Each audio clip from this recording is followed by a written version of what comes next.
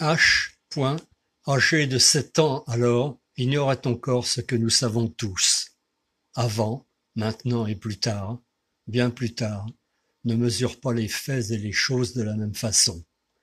Il ignorait encore que nous partageons toutes choses avec le temps, et lui seul fort souvent. Longtemps encore, il ignorera qu'il en faut énormément pour s'en aviser. Jusqu'à un âge très avancé, alors que les faits marquants referont surface, pourquoi et comment ils ressurgiront. Cette histoire inscrite sur la trame du temps, cette histoire que je crois mienne, pour un temps seulement, m'échappe avant de devenir celle d'un autre, un autre moi-même. Tantôt l'autre du présent, tantôt l'autre du passé, avant que d'être celle d'un autre, une fois de plus, l'autre du futur, au fur et à mesure de réalisations successives. Voilà pourquoi l'histoire de H.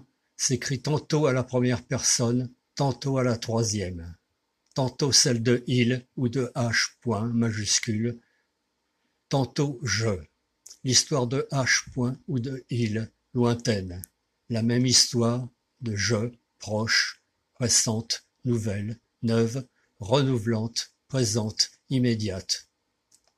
Évidente avant de faire place à celles qui lui succèdent, celles qui se succéderont, la même, toujours différente.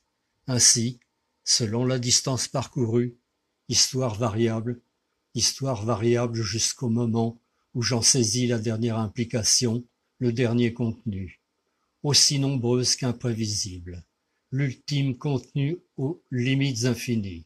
Ces dernières apparaissent, se réalisent, se rompent en plusieurs temps, un temps sans fin, un temps sans début ni fin, un temps, le temps. H. Ici, marque donc et ultérieurement, marquera toujours une distance provisoire avec les temps, l'histoire qui s'évanouit déjà, pour déjà renaître, sans cesse, sans se lasser jamais. Le temps est infatigable, inépuisable. H. ira même pour mieux ponctuer les temps de ces histoires, jusqu'à s'attribuer des pseudos qui identifieront des périodes plus déterminantes que d'autres, jusqu'à ce qu'une fois de plus, ils franchissent un pas avant un autre, toujours.